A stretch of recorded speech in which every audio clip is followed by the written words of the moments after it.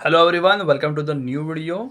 ये वीडियो मैं IBPS SO मेंस का रिज़ल्ट होने के बाद बना रहा हूँ। तो सबसे पहले उन लोग को मुबारकबाद जिन्होंने एग्ज़ाम क्लियर किया है। So definitely this video is going to be useful for you. और जो लोग अनफॉर्चुनेटली क्लियर नहीं हो पाए, दिल छोटा मत करना। बुरा लगेगा, मैं ना नहीं बोल रहा हूँ, बुरा नहीं लगेगा, लगेगा बुरा, लेकिन कट ऑफ के मार्क्स आ जाने दो, फिर देखना कहाँ 19-20 था, कट ऑफ ज़्यादा गया था या क्या हुआ था। ठीक है, but prepare for the next exams जो भी आ रहे हैं अभी। ठीक है, उस टैलेंट का इस्तेमाल करो एंड यूजली नेक्स्ट एग्ज़ाम्स जो भी लाइन अप रहेंगे। इन दिस वीडियो मैं आपको बताने वाला हूँ कुछ ऐसी चीज़ें जो सारे स्ट्रीम्स के लागू हो सकती है। कोई HR, मार्केटिंग, IT, F1 सारों के लिए। सो ऐसे 8-10 टिप्स है, उनको ध्यान में रखो। ठीक है, हो सकता है एक आध दूसरा मेरे पिछले वीडियो में कवर किया होगा, वो भी ज़रूर देखना। लेकिन ये कुछ चीज़ें हैं जो साइकोलॉजिकली अफेक्ट करती है। ठीक है, तो ध्यान से सुनना और इस वीडियो को सेव करके रखो ताकि आप बाद में याद रखें कोई कोई चीज़ें मिस अगर हो गई तो। पहला पॉइंट है, be confident but not fake. देखो, आपको जब कोई इंटरव्यू सवाल पूछे तो कॉन्फिडेंटली देना, बट इतना भी बंडलबाजी मत करो अगर नहीं पता है तो, क्योंकि वो आपसे 10 गुना एक्सपीरियंस्ड है। वो मुंह पे नहीं बोलेगा, झूठ बोलता है, उसको जो मार्क्स देने होंगे वो देगा। ठीक है, तो कॉन्फिडेंटली बोलो, बट इतना भी मत बोलना कि आपको नहीं पता है तो गोल गोल घुमा के ऐसे मत करना। आंसर्स आपने भी छापे हैं, हमने भी छापे हैं, लेकिन वो लिखते वक्त, ठीक है, बोलते वक्त ऐसे मत करना, अप टू द पॉइंट रहो। Second, don't sit on edge of the chair. देखो, बंदा अगर थोड़ा हेजिटेट कर रहा है, घबराया हुआ है, इसकी एक बॉडी लैंग्वेज होती है। कुर्सी के एज पे अगर आप बैठे ना तो मुझे पता चल जाएगा आप टेंशन में हो। तो मैं जैसे भी अपने सवालों के बाउंसर फेंकूंगा आपको वो लगेंगे। ठीक है, तो कॉन्फिडेंटली पीछे लीन करके रिलैक्स करके बैठना। ठीक है। Third point, don't say anything with half hearted. देखो, जब भी आप आंसर्स करो तो जैसे जैसे मैंने कहा विथ पॉइंट ही आंसर करना, लेकिन एट द सेम टाइम ऐसा ही मत करो कि 1 मार्क के क्वेश्चन होते वैसे मत करना।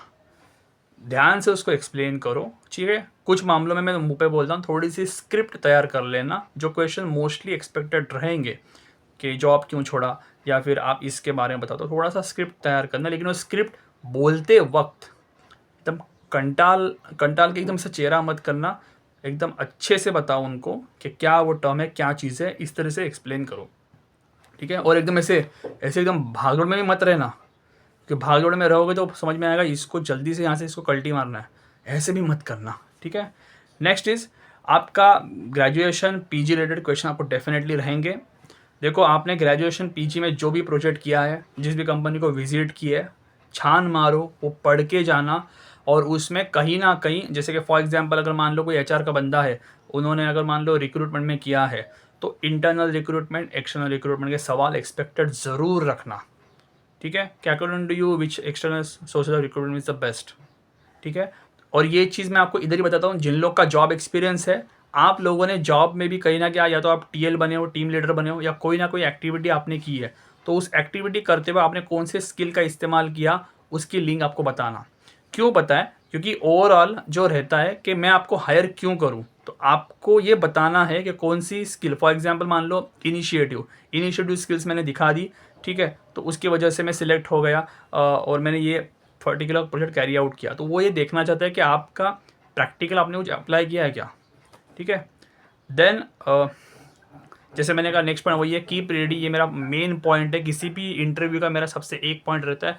अगर आप मेरे पुराने स्टूडेंट्स हो तो आपको पता होगा, मैं बार बार एक चीज़ रिपीट करता हूँ कि keep ready your skills with an example. आपके स्किल्स हमेशा एक उदाहरण, एक एग्जाम्पल के साथ तैयार रखो, क्योंकि अगर आप ये तैयार रखते हो, आपकी क्वालिटी एकदम अलग तैयार रहेगी। क्योंकि आपको पूछा जाएगा आपकी स्ट्रेंथ, आप बोलोगे क्रिएटिविटी। मैं क्यों भरोसा करूं, मुझे एग्जाम्पल दे, तो क्रिएटिविटी का सीधा एग्जाम्पल दे दो। ठीक है, वो 2-3 लाइन का एक स्क्रिप्ट थोड़ा सा तैयार करना। वर्क एक्स होगा तो well and good, work ex अगर नहीं है तो डरना मत। आपने प्रोजेक्ट किया है फाइनल ईयर में, ग्रेजुएशन का आउट हो या PG का आउट हो, वो चॉइस आपकी है, लेकिन वो ऐसा उठाना कि आपके दिमाग में इधर बैठना चाहिए। ठीक है, जैसे हम लोग के लाइफ में कुछ कुछ चीज़ें होती है ना, उसके लिए हम लोग को पढ़ने की ज़रूरत नहीं पड़ती, उस तरीके से उसको प्रिपेयर करो कि सोते वक्त भी पूछ ले तो पता होना चाहिए कि हाँ मैंने लीडरशिप स्टाइल बताई थी। ठीक है, अभी इसका ये मेरा नेक्स्ट क्वेश्चन इसी पे था, which leadership style is the best. ये पर्टिकुलरली जॉब वालों के लिए जाएगा, ठीक है, कि आप लोगों को जॉब गोइंग हो, आपने कोई प्रोजेक्ट स्पेशली कोई टीम लीडर वगैरह किया हुआ है, तो आपको ऐसी चीज़ों से पूछे जाएंगे जो आपके काम रिलेटेड है, ठीक है, तो थोड़ा सा अलर्ट रहना। Then few things, it will be like bank job थोड़ा सा प्रेशर जॉब होता है, हाउ विल हैंडल इट।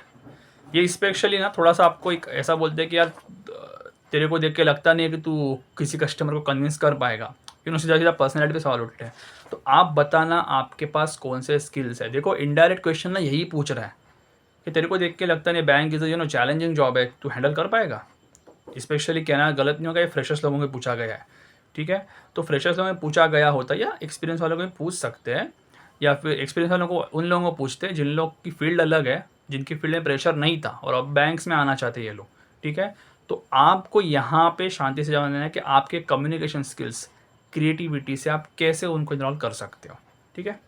और हाँ, जाहिर सी बात है आपकी जो भी स्ट्रीम रहेगी AFO मार्केटिंग, उसके तुरुप के इक्के निकालो, ठीक है। HR पॉलिसीज़ की बात कर सकते हो आप, ठीक है, मार्केटिंग स्ट्रेटजीज की बात कर सकते हो। AFO IT आप अपने जो भी आपके फेमस टर्म्स रहेंगे उसके हिसाब से कर सकते हो आप। एंड इसमें ऑब्वियस है एग्जाम्पल के साथ ही बताना, ठीक है, ऐसे मत बताओ कि मेरे को क्रिएटिविटी है, मैं इनिशिएटिव कर सकता हूँ, बनाना ढिमकाना। नेक्स्ट देखो, योर स्ट्रेंथ्स एंड वीकनेस, ठीक है। योर स्ट्रेंथ्स एंड वीकनेस में ये बार मैंने काफ़ी बार बताया, अभी भी बता देता हूँ। योर स्ट्रेंथ्स एंड वीकनेस में देखो, कभी भी ये मत बोलो I don't have any weakness.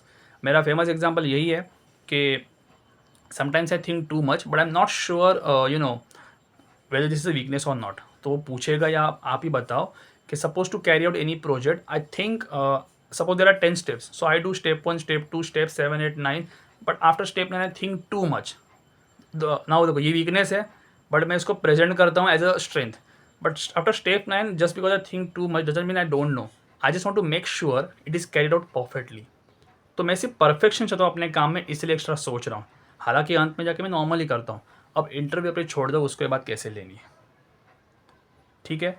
Weakness को स्ट्रेंथ की तरह प्रेजेंट करो, हाँ, लेकिन वीकनेस ऐसा मत बोलना मेरा कम्युनिकेशन स्किल वीक है रे बाबा ये मत बोलना, ठीक है। ऐसे कुछ एक दो एग्जांपल आप रेडी रख सकते हो, ये भी ले सकते हो आप। और इसको स्ट्रेंथ पूछेंगे तो समझ जाना फिर से वही पूछ रहा है, तेरी स्किल बता विद एग्जाम्पल। वो डायरेक्ट नहीं पूछेगा, interviewer will never ask you directly, ठीक है। तो उन चीज़ों को आपको ही समझना है,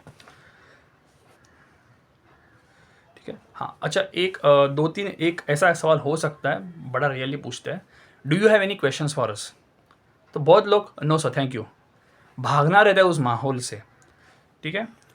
एक नोट डाउन कर लो इधर पॉज करके, अगर आपको ये पूछा गया do you have any questions for us, तो कम से कम एक सवाल पूछना, 10 भी मत पूछो, वो भी अच्छा नहीं लगता, कि when I will join what will be the responsibilities और major task for me for से at least 6 months down the line, ठीक है, 6 months to 8 months, इतना आप पूछ सकते हो। And for that how I need to prepare पूछ सकते हो, अभी उसको बोलने दो, ठीक है। इससे क्या होता है पता है, वो देख रहा है कि तेरे को काम में इंटरेस्ट है, तेरे को सिर्फ 40-50 हज़ार की सैलरी में सिर्फ देखना नहीं है, तुझे इंटरेस्ट भी है, so that you are preparing yourself. क्योंकि सिंपल बात है, देखो ये बिजनेस चल रहा है, वो आपको एक मोटी सैलरी दे रहा है, क्यों दे रहा है, आप अच्छा काम करोगे। अब अच्छा काम करने के लिए आपको काम काज में तो इंटरेस्ट होना चाहिए, तो ये सवाल पूछे, हालांकि सिचुएशनल है तो डेफिनेटली आप सिचुएशन को देखना। अच्छा, अभी इसमें एक चीज़ मैं आपको बताता हूँ, एक दो चीज़ें, बाकी चाहे तो मैं अलग वीडियो में बता दूंगा। स्टूडेंट्स कहते हैं कि कभी कभी इंटरव्यू सर आप बताते वैसे होता है, कभी कभी तो एकदम नॉर्मल पपलू लेवल का जाता है। दोनों में फ़र्क बताता हूँ क्या है। स्टूडेंट्स कुछ जाते हैं, tell me about yourself, background, job में ये क्या था, वो क्या था, ओके, अच्छा आपके शहर में क्या है, रैंडम क्वेश्चन हुआ। अब ये आके अपने दोस्त को बोलता है मेरा ऐसा ऐसे हुआ, उसका 1 घंटे में वो जाता है, डेटा स्ट्रक्चर, नेटवर्किंग सीधा चालू, मतलब उसका अलग तरीके से ही चलता है इंटरव्यू। तो उसको ऐसे मलाल रहता है मेरे साथ क्या हुआ, मैंने क्या गलत किया, उसका एकदम हाई लेवल होता है। तो मैं एक ही चीज़ बताऊँ, ये आपके कंट्रोल में नहीं है, जाहिर सी बात है वहाँ पे कौन बैठा रहेगा, कैसे रहेगा, you don't have any idea. आप अपने प्रिपरेशन पे रखो, ठीक है, आप अपना प्रिपरेशन रखना। मेरे प्लेलिस्ट में बहुत सारे मैंने इंटरव्यूज़ के डाल के रखे, आप सारे सालों के जाके चेक करो कि इंटरव्यू चलता कैसे है। ठीक है। और एक पर्सन वहाँ पे शायद ऐसा रहेगा या रहेगी मोस्टली, जो हो सकता है एक भी सवाल ना पूछे, तो समझ जाना वो आपका बॉडी लैंग्वेज चेक करने वाले हैं। ठीक है, वो आपका बॉडी लैंग्वेज चेक करने के लिए बैठे हुए हैं। ठीक है, थोड़ा सा अनकंफर्टेबल फील हो सकता है, मत होना। ठीक है, मत होना। पहले जब एंटर करो कुर्सी पे रिलैक्स बैठना, talk to them whatever they ask, keep it simple. खुदा ना खास्ता एक आंसर अगर नहीं आ रहा है, sorry sir I don't no, finish करो, घुमाओ मत।